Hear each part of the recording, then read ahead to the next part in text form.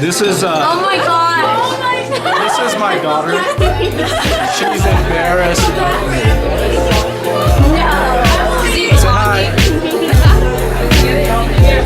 So I am at youth camp, and it's kind of interesting because about 30 years ago, I was a student, a teenager at this youth camp at my old church, and this is when I became a Christian.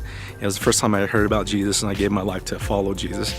And fast forward all these years, my daughter, who's a freshman in high school, she's at this camp at my old church, and so she's here, and I'm speaking to the students.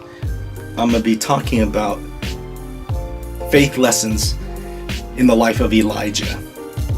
You know, Elijah lived a long time ago, but his story is still relevant for all of us today. And it's relevant for me as a pastor, as an adult. It's relevant for teenagers today because it's a story about how God worked in the life of just an ordinary average guy that he used to change the world. In the story of Elijah, we see that one of the things that God was doing, that God told Elijah to go to the Kerith ravine and to drink water from the brook and just wait there, and the ravens will bring him food. It's kind of interesting that God told him that there's going to be this drought, this famine, but he told him specifically, don't farm, don't plant any seeds, don't raise any animals, raise any crops. I just want you to wait there, and I will send you food. I commanded these ravens to take care of you. So I don't want you to do anything. Just wait. I don't know about you, but for me, that's a hard request because I don't like to just sit and wait, and I don't like to have to depend on other people. I'm not a very patient person. It's because when I'm waiting, I feel like I feel powerless. Like I'm one of those types of people that I want to get things done. I feel like I'm wasting time. I'm not accomplishing anything when I am waiting, and when I'm hustling and just out there doing stuff. And as God is teaching me how to wait on Him and be patient, it's hard because His timing is never the same as my timing. God, why are you taking your time? Hey, God, I think I know how to handle this situation better than you.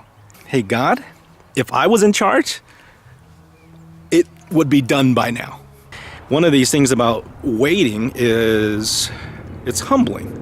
Waiting just reminds you that you're human and you're not more special than anyone else, and you wait in line just as everyone else. You know, so waiting is a way of reminding you of that you're human, reminds you of who really is in control. It's like who is in power. Like we know that God ultimately, like we're not in control of this stuff. That God's in control. God is the person who's powerful. And when you're waiting, you feel kind of powerless. I don't know about you, but I think waiting on God is maybe one of the purest and most difficult forms of faith there is. You know, while we're waiting, it might not seem like a lot is actually happening. Like maybe it doesn't seem like things are changing and we're not being productive. And the truth of the matter is maybe we're not being productive during that time of waiting, but it doesn't mean God isn't being productive, because a lot of times what is happening while we're waiting is God is actually, He's working on us. That it is during that time when we're waiting, we have to trust and depend, and He is growing our faith. He's growing our souls. He's growing our dependency on Him. And we're learning to not go off on our own, but learning to hear and listen and recognize his voice. So maybe the waiting period is, maybe we think about it wrong. Maybe it's not about being productive and getting the job done, but maybe the whole issue about waiting is learning to trust God and to learn how to be in his presence and to be dependent on God. And those are huge, necessary, life-changing lessons that we need to learn. And we can only learn those things while waiting. You know, when we're charging the hill and we're trying to conquer the world and do all these great things for God, we're busy. We're not actually attentive and listening. We're just getting stuff done.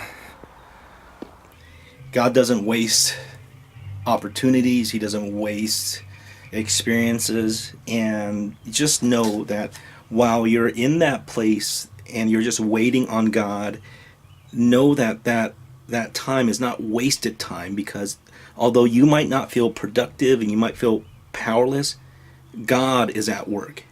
And maybe he is doing things, preparing things that you don't know about. And he's doing, because the timing is not right, and he's getting you ready, and he is getting the situation ready for you. You know, when he says, wait for me, wait on me, we can't go and do things on our own. And while we're waiting, waiting requires full dependence.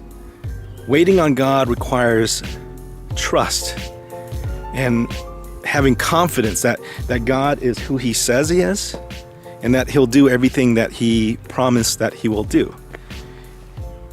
Waiting is frustrating, but there's a purpose to it. And the question is, what is God trying to teach you during this time that you're waiting? So the question is, will you wait on God's timing? Will you trust him? Will you allow God to work inside of you? Will you be patient? Will you depend on him?